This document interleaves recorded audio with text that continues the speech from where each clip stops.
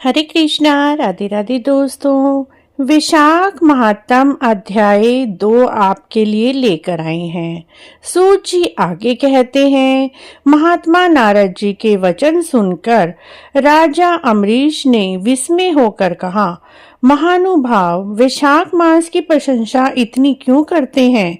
इसको सब मासों में श्रेष्ठ क्यों बतलाते हैं?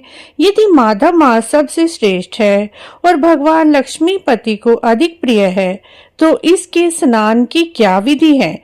विशाख में किस वस्तु का दान, कौन सी तपस्या करें, किस देवता का पूजन करना चाहिए? कृपा निधि, उस समय किए जाने वाले पुण्य कर्मों का आप मुझे उपदेश दीजिए।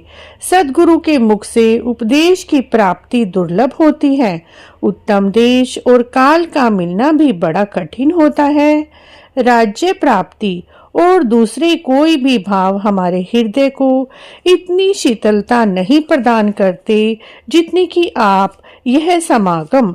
नारद जी ने कहा, राजन सुनो, मैं संसार के हित के लिए तुमसे विशाख मास की विधि का वर्णन करता हूँ। जैसा कि पहले काल में ब्रह्मा जी ने बतलाया था, पहले तो जीव का भारतवर्ष में जन्म लेना ही दुर्लभ है। उससे भी अधिक दुर्लभ है वहां मनुष्य की योनि में जन्म लेना। मनुष्य होने पर भी अपने अपने धर्म के पालन में प्रवृत्त होना भी बहुत कठिन है।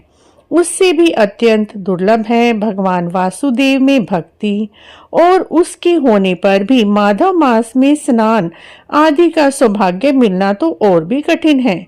माधव मास लक्ष्मीपति को बहुत प्रिय है।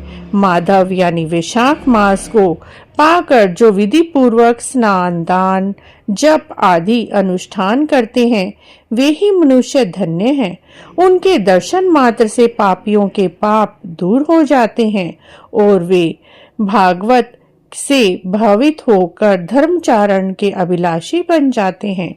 वैशाख मास की जो एकादशी से लेकर पूर्णिमा तक अंतिम 5 दिन हैं, वे समूचे महीने के समान महत्व रखते हैं।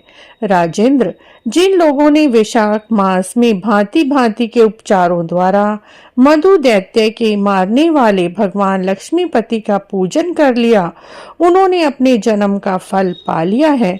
भला कौन सी ऐसी अत्यंत दुर्लभ वस्तु है जो वैशाख के स्नान तथा विधि पूर्वक भगवान के पूजन से नहीं प्राप्त होती?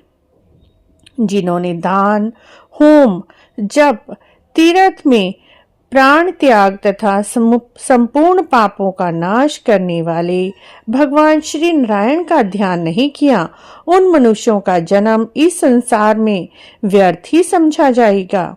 जो धन के रहते हुए भी कंजूसी करते हैं, दान आदि किए बिना ही मर जाते हैं, उनका धन व्यर्थ है। राजन, उत्तम कुल में जन्म, अच्छी मृत्यु, श्रेष्ठ भोग, सुख, सदा दान करने में अधिक प्रसन्नता, उदारता, उत्तम धैर्य, यह सब कुछ भगवान श्री विष्णु जी की कृपा से ही प्राप्त होते हैं। महात्मन, नारायण के अनुग्रह से ही मनोवांछित सिद्धियां मिलती हैं। जो कार्तिक में, माघ में, वैशाख में स्नान करके लक्ष्मीपति दामोदर की विशेष विधि के साथ भक्ति पूर्वक पूजा करते हैं और अपनी शक्ति के अनुसार दान देते हैं, वह मनुष्य इस लोक का सुख भोग कर अंत में श्री हरि के पद को प्राप्त होते हैं। राजन, जैसे सूर्य उदय होने पर अंधकार नष्ट हो जाता है, उसी प्रकार वैशाख मास में प्रातःकाल स्नान करने से जन्मों जन्मों के पाप नष्ट हो जाते हैं। यह बात ब्रह्मा जी ने मुझे बतलाई थी। भगवान श्री विष्णु जी ने वैशाख मास की महिमा का विशेष प्रचार किया है। इस महीने के आने पर मनुष्यों को पवित्र करने वाले पुण्य जल से गंगा तीर्थ, नर्मदा तीर्थ, यमुना तीर्थ और सरस्वती तीर्थ में सूर्य उदय से पहले स्नान करके भगवान मुकुंद की पूजा करनी चाहिए। इससे तपस्या का फल भोगने के पश्चात अक्षय स्वर्ग की प्राप्ति होती है। भगवान श्री नारायण रोग व्याधि से रहित करते हैं। गोविंद देव की आराधना करके तुम भगवान का पद प्राप्त कर लोगे राजन। देवादि देव लक्ष्मीपति पापों का नाश करने वाले हैं।